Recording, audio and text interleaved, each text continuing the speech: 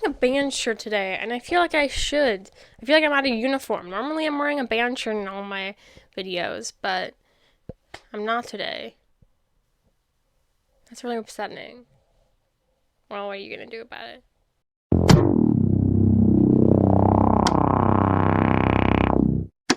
Hello, citizens of Stinktopia. I hope you're doing fantastic.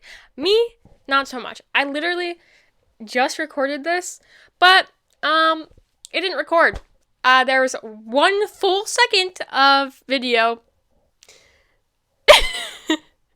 So that's how I am doing this morning. Also, I think I'm getting sick, which isn't fun, which I thought I was gonna get sick after reset. I was so prepared for that, but I didn't, thank God. But now I think I am getting sick, and I don't want to be sick. I almost gagged at my sink. I was coughing, and I was like, ugh, and I was like, okay, that's it. I gotta leave the bathroom. So if I sound like a freak, that's why. Also, just fun little anecdote that I want to share. My mom has been staying home from work because she doesn't like her job. But yeah, so yesterday she stayed home from work and she did my hair because I've been having a lot of issues with my hair color, but we won't talk about that. But I like sat down in the kitchen getting ready for her to do my hair. I was just sitting there not speaking in a little non-verbal moment, you know. And then this girl just starts trying to really berate me. Berate? I don't know. I'm not an English major. But she's like going at me. She's like, you seem cranky. Are you cranky? Did something happen? What's wrong? You seem like something's bothering you. I'm like, yes, something is bothering me now. You. Like, oh my God. Let a girl just sit in silence sometimes. I don't need to be speaking. Would you think, okay, 2 out of her 4 kids are autistic. And both of them have female autism. My brother is the one. I have a brother, he has female autism symptoms. But I'm just putting him on blast like that. I'm sorry. Oh my God. But, yeah, you'd think she would kind of understand autism a little bit more. No, she doesn't, but what are you gonna do about it? She thought lesbian was a bad word, up until like 2 years ago, a year and a half ago. Which you'd think she know it wouldn't be if she's had a lesbian daughter. But I guess not. Let's get into what today's video is actually about. Okay, ladies. Big Thief yesterday, which was the 29th. Not the 29th. Oh my God, the 19th. Yesterday was the 19th. Today's the 20th. You really won't see this until sometime next week. But, yeah. But yesterday, Wednesday, the 19th of July, I almost said January, Big Thief released Vampire Empire, which was a very hyped up song. Everyone and their mom on TikTok was like, yes, girl, please release it. And like was begging and pleading Big Thief to release Vampire Empire. I'm not like the hugest, biggest, I don't know what the hugest, biggest means, but I'm not like the most massive Big Thief fan. I like some of their music. I like, what's her name? Adrian? I don't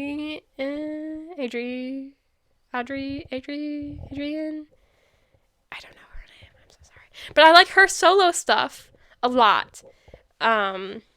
So I think I'm a pretty good kind of unbiased standpoint here because I like some of Big Thief's music. I like her solo music. But then also I'm not like a hater, you know? Like I don't hate their music.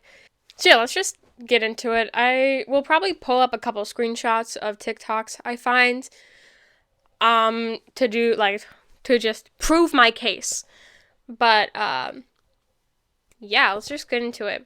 It's not well received, Vampire Empire, even though the demo version was everybody loved it. Everyone was praising it, like praise be Vampire Empire, Big Thief, release it or else, you know, that type of deal. But it was released and everyone's like, this song sucks now because Big Thief took out some of the lyrics. They changed stuff because obviously they weren't just gonna release the demo. Music changes.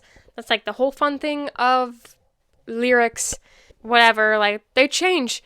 And Big Thief doesn't owe anyone anything. Like obviously if they didn't like this version that they put out as the studio version, it wouldn't have been released, guys. What are we trying to think? Of course, you can have your own opinions on music, but that doesn't mean you have to, like, spew this hate. You don't have to get on the toxic gossip train of Big Thief because you don't like the studio version that they put out. You know? Just go back on SoundCloud and listen to the demo. No one's stopping you from doing that. But also, like, lyrics change. Of course, once a piece of art in any media, in any form, is put out into the world, the artists themselves kind of lose a part of it in a sense because once it's released, it is up to full interpretation of any singular person listening or watching or consuming that piece of media. So people can interpret things however they want, you know. But also, especially with music can change. There's live performances that the artist can change their lyrics or change whatever. And I don't entirely think that's wrong because they are the songwriter. They know what it was about. If their feelings change or circumstances change, they are fully allowed to change it, you know? Like, I only have Phoebe Bridgers examples, okay? I was thinking about this video idea last night before I went to bed, and she was the only person I was able to come up with to help my case. But, whatever. There's probably more examples. If you have some, great. But, Phoebe Bridgers, for example, I have three songs in mind to help my point. But, Waiting Room. Really popular song on TikTok. I was totally mourning Waiting Room when it was taken off of Spotify, and I know it's back on, but, like, not fully with her consent, but I do still listen to it. But I do like the KEXP version better because of the end where she put a lyric change in the original studio version. It just ends at, I know it's for the better. And that's kind of it. It just ends there. But in the KEXP version, it ends at, I never grew up with you and you're not my waiting room. Which I think kind of added a more, like, emotionally mature ending to it. And I just really like that. I really like her vocals there. And I just think it was a really good way to end the song. It was kind of added a feeling of acceptance into the song, you know? Like, I'm aware of my past and, like, how I felt, but I didn't have you, and I'm not waiting for this anymore, which I was like, I really like that. I think that makes the song a whole lot better. So if the KEXP version ever makes it to Spotify, I will literally take my pants off. I'm not going to finish that sentence. I don't know where I was going with that sentence, actually. But, yeah. That's example numero uno. Example 2 is Moonsong. The lyric at the end is, the original lyric is, Dead Little Bird, but in live performances, she changed it to Dead Yellow Bird, which I kind of like a lot. But, it doesn't take away from the song at all, you know, but if you like the studio version and then watch a live performance or go see her live, you can tell a lyric changed, which is totally fine. She has the entire right to change her music however she wants. And then my last example is it the Spotify recording? The single recording? I don't know. I'll put it up. But, it's the Scott Street recording, and she changes, they're all getting married, to they're all having babies, which I think also is when I first listened to it, took me a little bit off guard. I was like, hey, I'm supposed to know that lyric. But the lyric makes sense, in the time of, recording both, time has passed. They were getting married, and now once you get married, you have a baby. That's how the world works, guys. But, yeah, I think, it made sense, and I was like, you know what? Yeah, I can get down with this. And I know sometimes still, I think when she performs it live, she does still just say, and they're all getting married. What are you gonna do about it? I don't remember when I saw her live which lyric she said, but whatever, she can say whatever she wants, Obviously, artists can change their lyrics, especially, ones who perform their music live, because, situations change, feelings change. Their own perception of their own songs can change.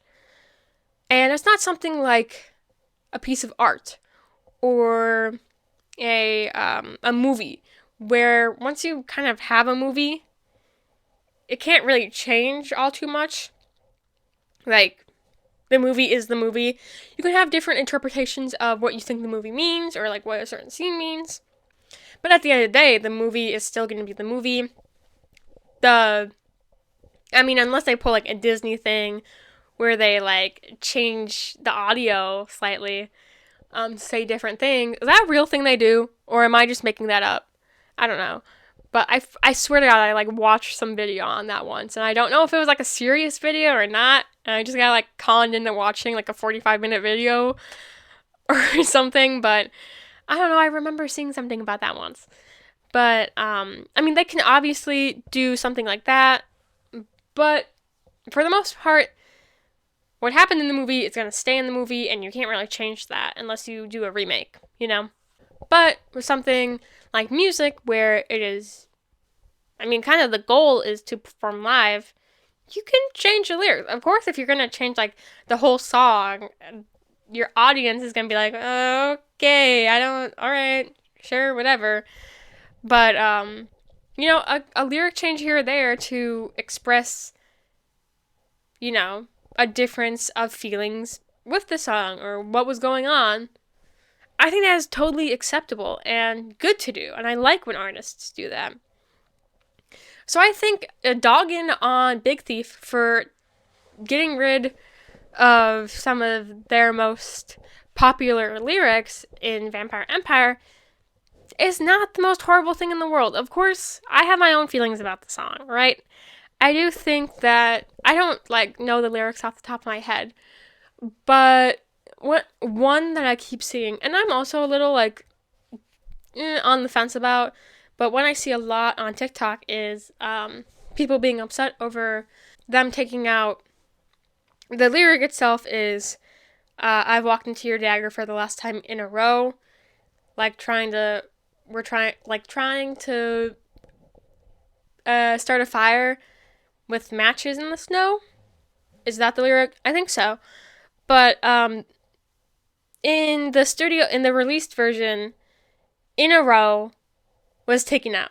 So that first lyric stops at, I've walked into your dagger for the last time, trying to start a fire with matches in the snow, which does, if you know the demo version and you then listen to the studio version, you're it kind of feels like something's missing. It whatever. But also that can be interpreted in a lot of ways. I've seen really good interpretations of people being sometimes that's what a relationship is. It doesn't feel finished. It feels like something's missing, which I think is a really profound interpretation.